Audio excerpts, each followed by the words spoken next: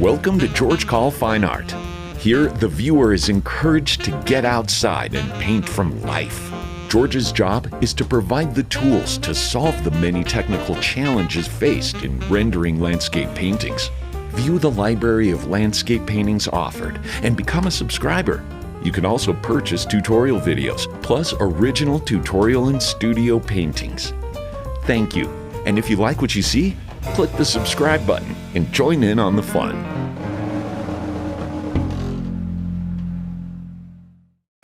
Hello, I'm George Coll. Welcome to part 3 of Wyoming Falls.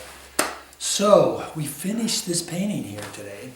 And so in the next 30 minutes you'll see how I detailed the painting to keep the balance, not lose all that balance that I got in part 2, but to add some detail to give it a little bit more accent. So that's what today was all about. I go through that step by step, and I want you to enjoy the process and finish this painting just like I did. All right, get outside and paint. Paint with your friends, get critiques, and don't be intimidated by a white canvas.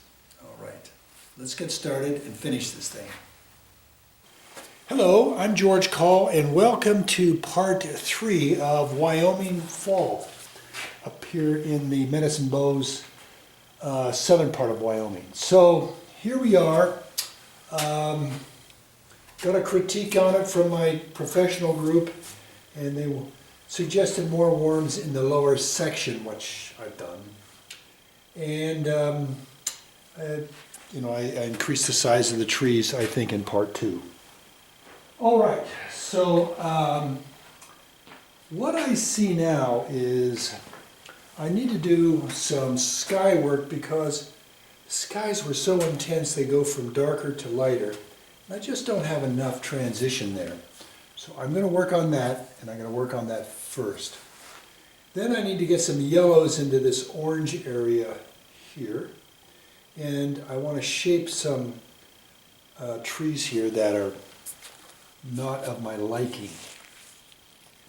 Foreground, I'm going to get back into a little bit and put some more brights in there with some small brushes that we call them riggers. They're just real thin stuff. And that's, I think, what we need to finish this with. And I think some verticals within the trees, such as tree trunks. Whew, okay, that was a lot. How can we do that? Well, I don't think it's going to be that difficult if we go through it step by step. All right, so where do we start? Well, as I said, let's start with the sky. So I'm going to go with some cerulean, or you can use some Sevres blue.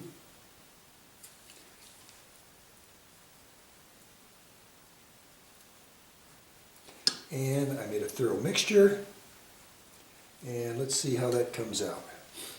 I better stabilize this canvas before I drop it into my palette here. And this is some of the blue I'm putting up in there. And now I'm going to transition to the brush. I think I'm going to put my glasses on. Help me see what's going on. Okay, so I'm going to go to a number 4 flat brush. I just put it in the Gamsol, the odorless turp, to loosen it up because it's been sitting around for a day and or a night, and it's ready. They just get a little stiff. And now I'm going to make so I went real dark up there. Now I'm going to transition to a center color, which would be here, which would just be a little bit more white in here, right in this area. Need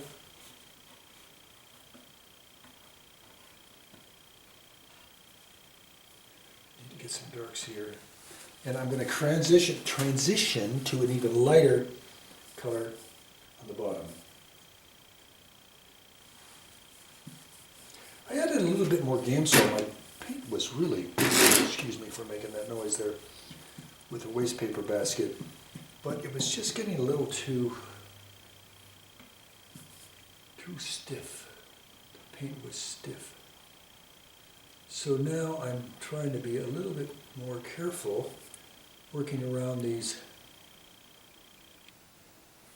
trees, but at the same time shaping them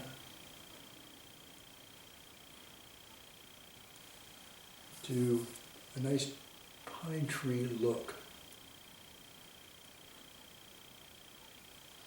The pine trees up in southern Wyoming were so thin and straight, and I didn't see all that beetle kill like we have down here in Colorado. Oop, I may have cut that one too narrow. All right, keep going. Be thorough.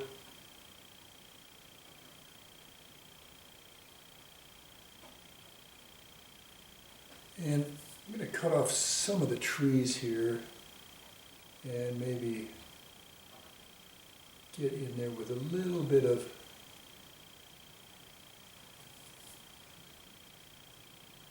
light coming through.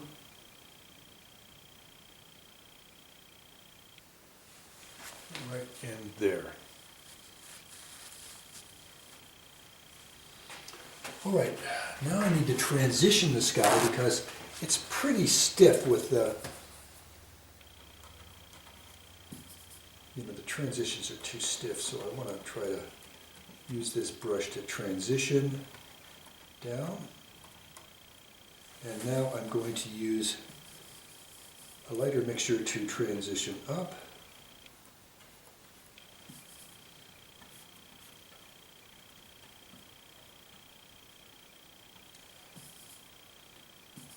And that's how you make a sky transition.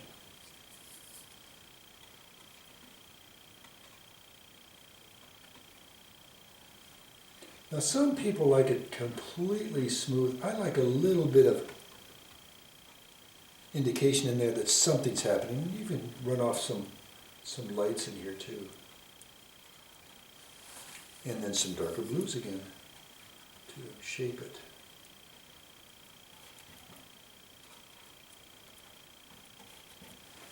I'm going to get back and take a look at the sky to judge the transition and if I have enough blue on top.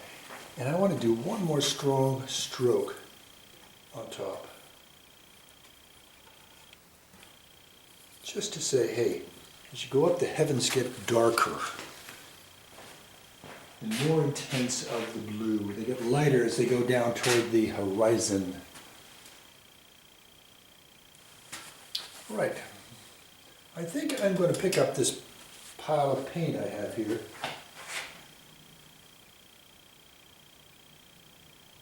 And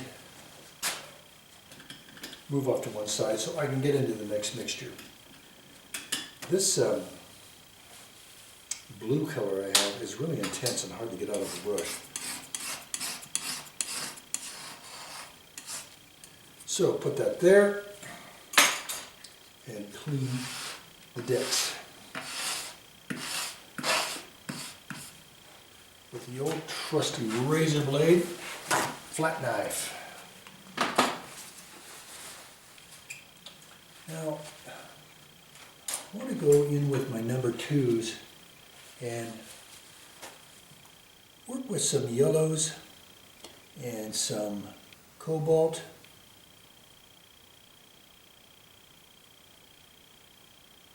So I'm using some Indian yellow. You can use cad yellow medium also. And I'm just trying to make a little bit, I'm going to add just a little bit of green in there. I think what I used was emerald. And here I am going with the green. And it just lightens it up on the edges a little bit to describe what is going on here. I think I need some reconstruction on a tree here. So I'm going to go back to black, or I mean to ultra blue, raw sienna, some green gray, and make some sort of a design here to make that a little bit more understandable. And I'm darkening out my bushes on the bases of them. And I want to go back to my yellowy thing I'm doing in my trees, just to add a little bit more warmth to these dark charred trees.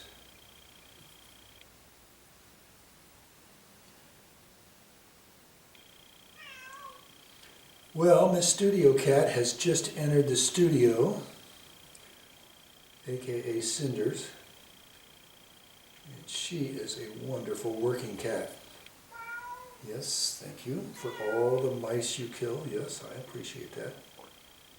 This is a converted barn, on my property, and most of the rodents has moved out, but this time of year, fall, they love to come back in.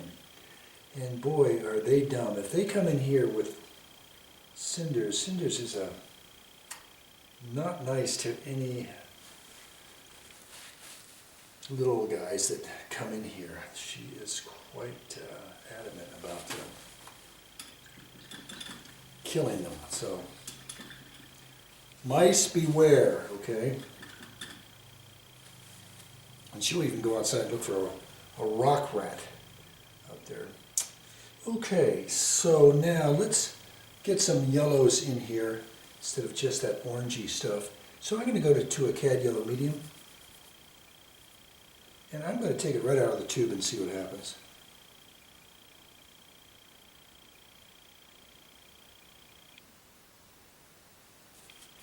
As you can see, I'm even making some inroads on the sky holes here.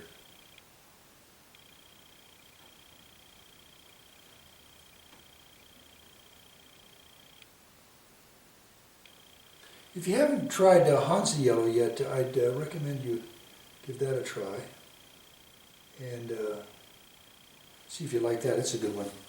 For all kinds of landscape painting, it's a really fun thing to have. I think I need to work on these shadows right here.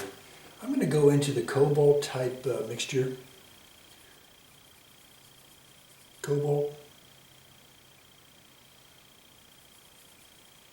A little bit of white. And I'm going to work on these shadows right here. Instead of warm, I'm going to cool them up just a little bit.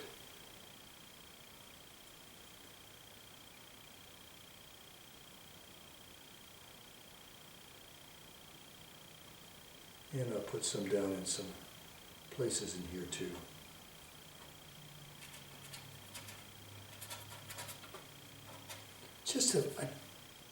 Just a little bit of cool in here with all these warms seems to just add a little bit more reality and punch to the painting. All right, sorry to keep getting back so much, but I think in part 3 it's easy to overdo this thing, and I don't want to do that. All right, looking back, I want to do a little bit more yellow work in the aspen trees to the upper right. I'm going to put some in here and here.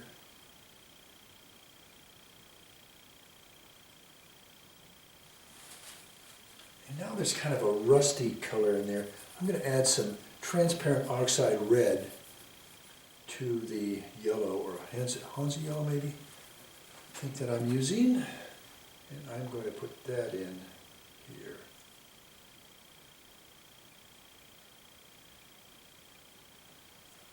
And that was a real zinger, and I'm really glad I did that. So I'm probably overusing it now because I like it so much. Like it. So be aware when you hit one out of the park, don't overdo it. Enough is enough. Now I think this area of light is very important, but sometimes these yellows that I use, and here I can see I used a lot of Naples, which is kind of a flat yellow. and not very interesting. So I want to kind of enlighten it with a little bit of cad orange. So I'm going to get some thin cad orange in the areas of a little bit of white, a little bit of white. I made it thin, I added some Gamsol, and let's see how this does.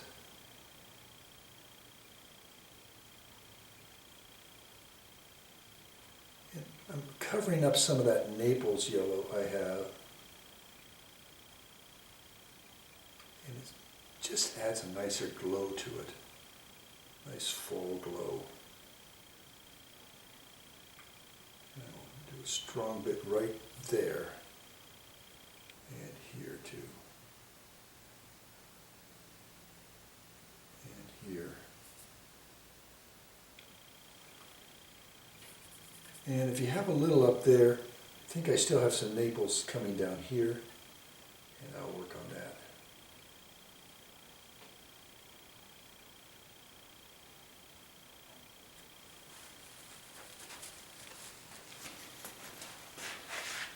Oh, that helped. That really did help. You know, with this little brush, I'm thinking I want to do a little bit of work up in the sky. So, still just a little rough spots in a few places. Like right here, there's a hard edge. I want to transition that. See, I just did some dry brush there. Clean this. Make sure it's clean. Get a little blue in it just in case to.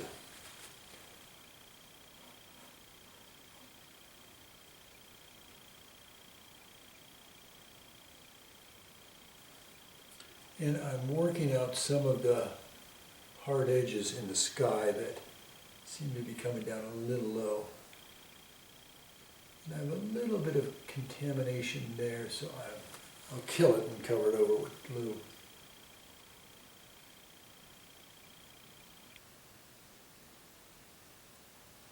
Now I'm going to put in some sky holes and thin out some of these guys just a little bit. Not too much, but a little.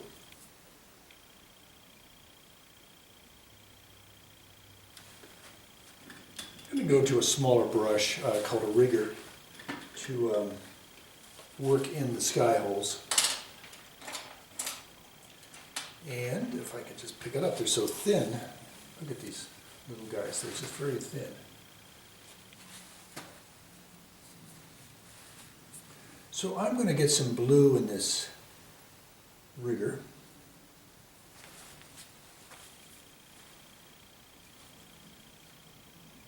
And work out some branches.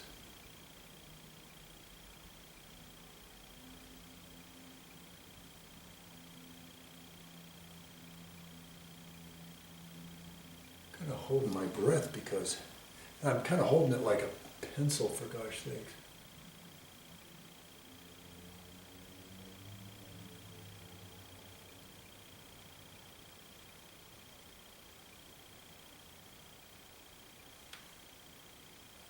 Oh boy.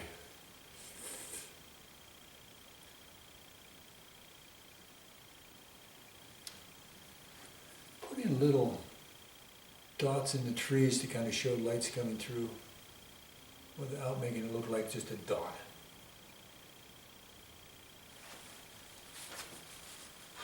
So if you've over dotted, then just cover it up with that green color we put in there to change things up.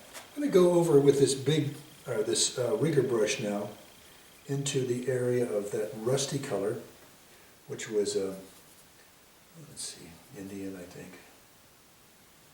And I'm going to get some transparent oxide brown. I'm going to trip it up a little bit and change paper towels because I have a lot of blue in that paper towel. And I'm going to start bringing in some of these background colors that I have in the aspen trees. I need to make a bigger thicker mixture. So I'm going to go back to transparent oxide red. I'm making a thicker mixture because it's just not laying down right. So let me get some, overdid it with the white. Let's go back to a little transparent oxide red. A little bit of orange or yellow.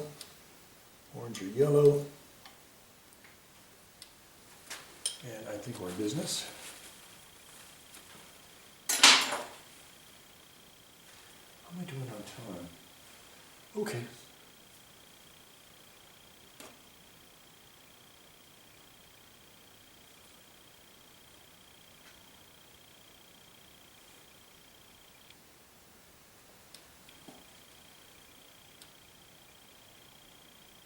And I'm just using my rigger with a little bit of terp, the right balance to kind of make it gooey enough to get in there and do some work.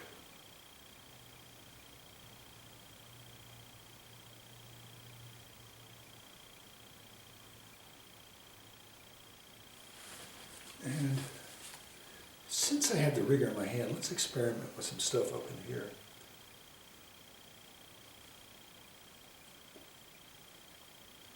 Kind of flare it out a little bit.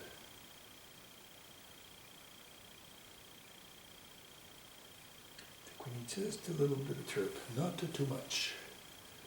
Right on the tip.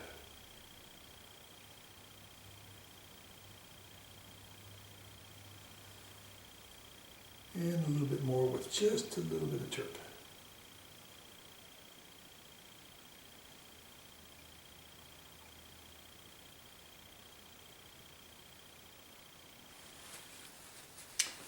I feel like some of these oranges I put in there, right in here, kind of an orangey rust color, it's a little smudgy looking, so I'm going to spruce it up with some nice yellowy mixture. So I'm going to go to Cad Yellow Medium, some white,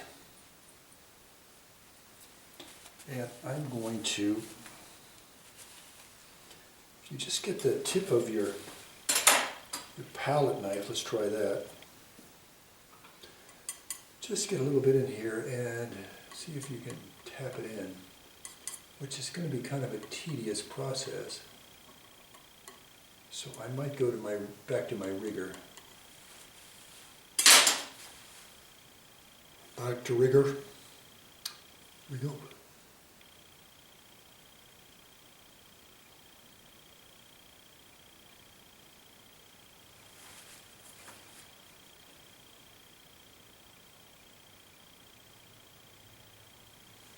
And I'm going into the areas that I think are a little smudgy and kind of unsmudge them with my rigger.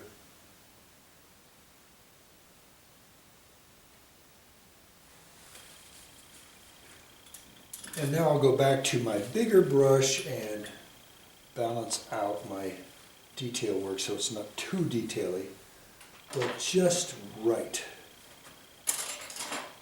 And I'm just hoping that dinger doesn't ding me, make me jump.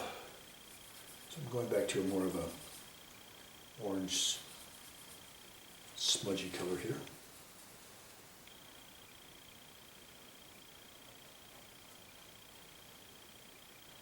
And I'm going into my flat areas that might need a little help.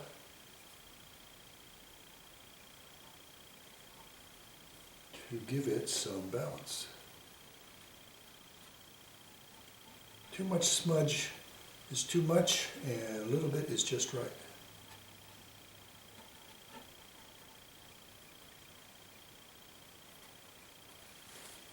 And now I need some really light, thin green gray. So I have this green pile over there. I think it had something to do with cobalt and one of the yellows. I'm just going to put some of that in to bring just a little bit of, oh boy, that green was so strong. I just put it in there. That was emerald. Jeez. Treat it cautiously at this stage of the painting.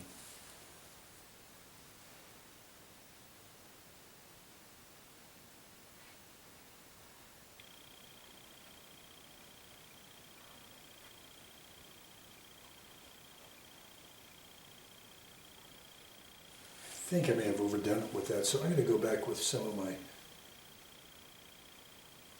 darker green. It had some Indian yellow in it, and I'll bring that in. And I want to do a little purple gray in the dark. Purple, gray, purple.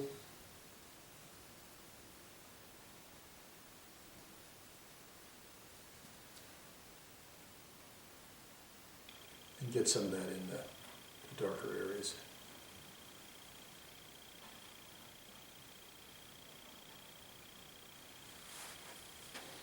All right, I'm going to look at this menagerie of color in the foreground. Oh, that's so much fun.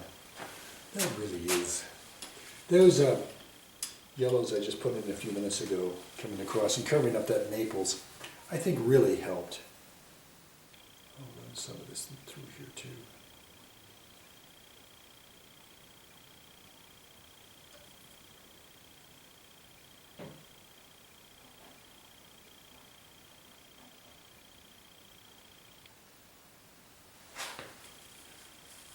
And that's a little too big there, so I'll go back and get some darks in there. And so it doesn't say too much. All right, I think I should be signing this thing and giving it a rest because I could easily overdo it. Oh, I think that sky has made a big difference to go from the darker to the lighter.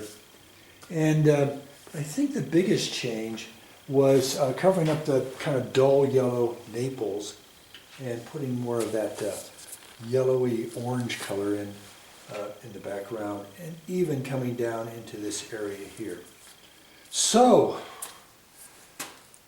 you could sit there and play with this all day, and I don't know if that would improve it. So I'm going to sign it and say thank you so much for coming by for part 3, and let's bring this painting to an end. All right. Thank you.